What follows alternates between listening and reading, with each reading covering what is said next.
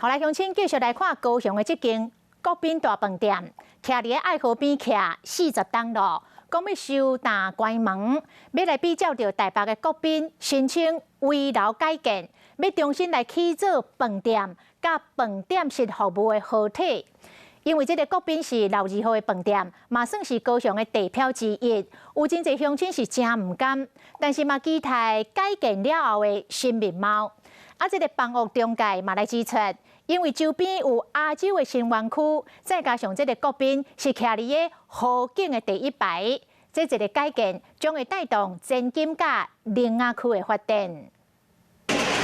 高路站的房间会使看到窗外景色是爱河的风景。这是高雄5星级国宾饭店，今嘛传出的休困要重新改建。我记得从我小时候他们就有了，所以是觉得可惜。对，要收起来是蛮可惜的。可是现在他要重建的这个酒店式管理的饭店，我是觉得对地方的发展还不错。已经是未少市民回忆的国宾饭店淡出消息，会比较台北国宾申请危楼改建，重新打造饭店加饭店式服务合体，是建设公司丁三方做伙合作共同开发，要打造全新的地标。事实上，国宾饭店已经有40年的历史，当年开幕时真抢眼，土地面积有2026平，产品有自助餐厅、川菜厅等等。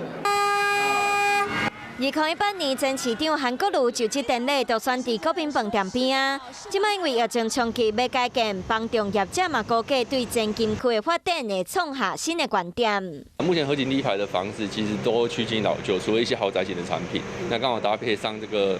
国宾饭店，它下面它是做饭店又搭配住宅的产品，这对于整个高雄会一个亚湾区会可能会新的一个高峰。看准未来市场的发展，5星级饭店转型新的建案，都是要换一个方向，各出发。